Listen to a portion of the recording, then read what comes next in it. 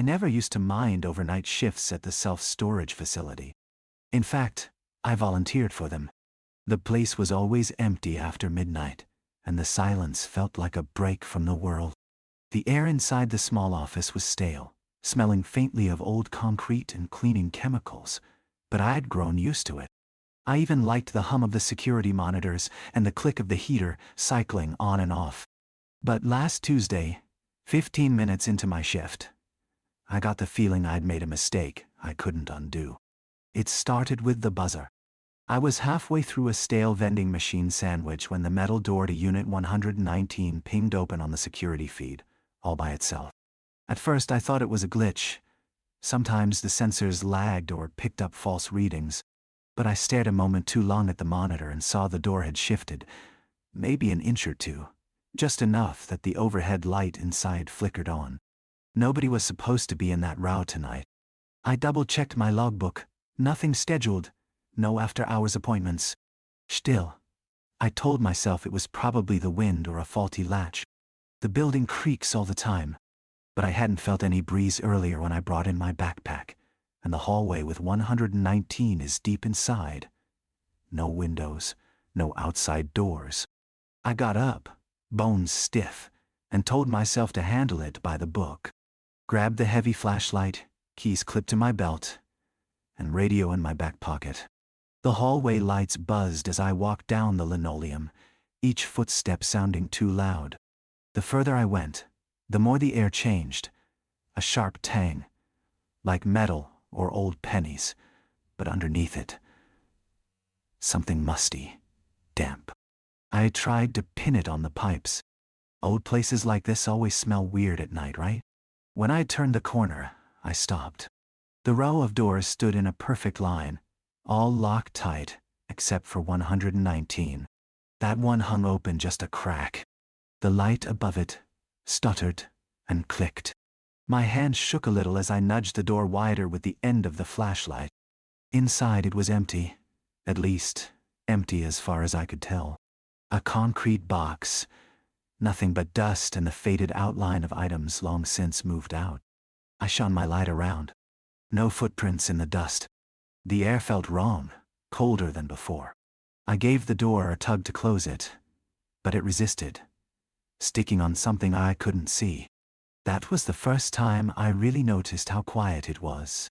Not the regular silence, but a thick, pressing quiet, like the building itself was holding its breath. I told myself it was nothing, forced the door shut, and twisted the latch until it clicked. I made a note in the log, exaggerating my confidence. Checked 119, all secure. Back in the office, I tried to laugh at myself and turned the radio to some soft rock station for company. My nerves calmed a little as I settled in, watching the monitors cycle through their dull images. 40 minutes later, the heater kicked off, and didn't come back on. The air in the office thinned out, and even with my jacket, I felt a chill crawl up my arms. The monitors flickered. For a second, all 12 screens went black, then blinked back to life.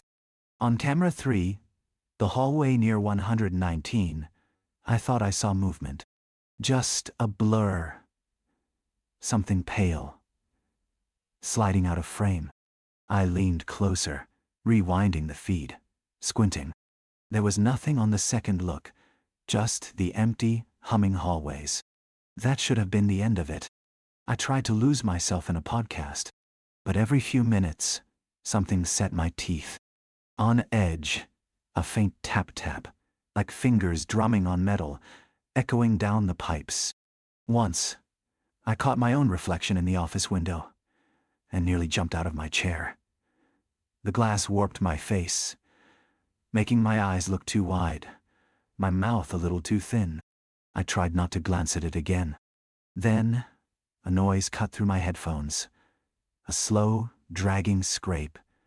The kind that makes your skin prickle before you even know why. I froze, podcast babbling in my ear, waiting. The sound started again, closer this time. Somewhere just beyond the office door. A deliberate shh, like something heavy brushing the concrete floor. I yanked off the headphones, heart skipping, and listened, but the only thing I could hear now was my own breath, suddenly loud and uneven. I told myself it was the heater malfunctioning, maybe a fan blade coming loose. That made sense. But I stayed in my chair, fingers tight around the edge of the desk, counting to 30 before I worked up the nerve to check. I took the flashlight again and eased the door open. The hallway outside was empty, lit by that too bright fluorescent glare that somehow made every corner look darker. I walked a few yards, shining my light along the floor. Nothing. The sound didn't return. Still, I didn't go far. I locked myself back in the office, telling myself I was being cautious, not scared. Back at the desk, the radio was just static. I turned it off. On the monitors, everything looked the same. A lattice of quiet corridors and locked doors, until something new flickered on camera 6. It was the hallway outside Unit 210, on the far side of the building. The camera lens was fogged, like someone had breathed on it, blurring the image except for one small, clear spot near the middle of the frame. I leaned in, squinting, and for a second I thought I saw an eye staring out, wide, unblinking, ringed with gray, right in the center of that clear patch. I jerked back so fast, my chair slammed against the wall. When I looked again, the lens was clear, nothing there but the corridor. Empty, silent. I ran my hand over my face, felt cold sweat on my forehead. I could hear my own pulse in my ears. I tried to laugh it off, mumbling about faulty wiring and too much caffeine, but I didn't really believe myself. I started pacing, needing to move. I checked the time. 8 a.m. Still, hours left. The air felt thick, heavy, like I was breathing through a wool blanket. I opened the window a crack, hoping for a breeze, but all I got was the sharp scent of wet concrete and something else, sour and sweet, like rotting leaves after rain. I closed it quickly. My phone buzzed, jolting me. The screen was blank. No notifications. The buzz kept coming, a low vibration in my hand, but nothing showed up. No call, no message, just that steady tremor. I set it on the desk and watched as the screen flickered, the way it sometimes does when you get water on it, only I hadn't spilled anything. The phone buzzed once more, then died, screen going black. That's when the office lights went out all at once. I stood frozen, flashlight heavy in my hand, and waited for the emergency backup to kick in. It didn't. The darkness was so complete, it felt physical, pressing in on my skin. All I could hear was the faint hum of the monitors, still running somehow, their glow the only light now, fractured and blue. On the feeds, the corridors looked wrong. Depth seemed to stretch and shift, like the cameras were warping space, a door that had been at the wall. Far end of a hallway was suddenly looming close, then receding when I blinked. I couldn't trust what I was seeing, but I couldn't look away. I cycled through the feeds, fingers numb, searching for something, anything that made sense. Then, on camera 3 again, the one near Unit 119, I saw the door wasn't just ajar, but swinging slowly, rhythmically, as if teased by a breeze that didn't exist. Each swing revealed more of the darkness inside, the bare concrete looking deeper than before, almost bottomless. The overhead light above 119 flickered in time with the door, casting shadows that didn't match the movement. Long, reaching shapes that seemed to crawl along the hallway walls. My mouth went dry. My brain scrabbled for explanations. Draft, wiring error, maybe a mouse had gotten inside and was nudging the door. But deep down, I knew I wouldn't believe any of it. Trying to steady myself, I told myself to get up, to just go out there and see, put this to rest. But my legs wouldn't move at first. I gripped the flashlight until my fingers ached, fighting with myself, and finally stood. My breath felt too loud, catching in my throat.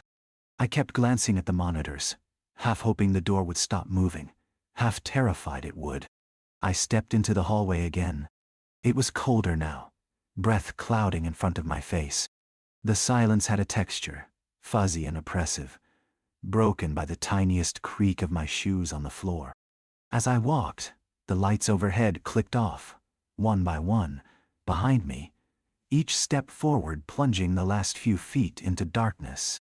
I felt watched, not from behind or from above, but from all sides, like the walls themselves were leaning in to listen. When I reached the RA with Unit 119, the door was still moving, slow and deliberate, as if waiting. The flashlight beam trembled in my hand, making the shadows jump. I hesitated, listening. For a moment, I thought I could hear breathing, raspy, just under the hum of the building. But it stopped when I held my own breath, so maybe it was just me. I knelt and peered at the gap between the door and the frame. The darkness inside looked almost solid, swallowing the flashlight's beam. I reached out, meaning to slam the door shut as hard as I could. But my fingers brushed something cold and yielding just inside the threshold. A patch of air that felt thicker than the rest, almost sticky, like fog spun out of oil. I jerked my hand back. For a split second, I saw a shape inside the unit, just a suggestion where the shadows pressed together, tall, narrow, jointed in strange ways, a glimmer of pale where there should have been nothing. I scrambled back, heart hammering so hard it hurt. I tripped and nearly fell, catching myself on the wall. The door to 119 stopped swinging. The light above it steadied, buzzing so loud it was almost a scream. And then, all at once, every door down the corridor rattled in their frames, slamming and shaking as though something massive was moving behind everyone. I ran, all pretense of calm gone, the flashlight beam slashing wildly. I made it back to the office and slammed the door, shoving the filing cabinet in front of it with shaking arms. The monitors now showed static, a wash of white fuzz, except for one feed, camera 8, the alley outside the facility. Through the snow of interference, I could make out a figure standing just outside the back gate, impossibly tall, limbs bent at strange angles, the head tilted, watching the building with patient stillness. I tried my phone again. Dead. The landline too was nothing.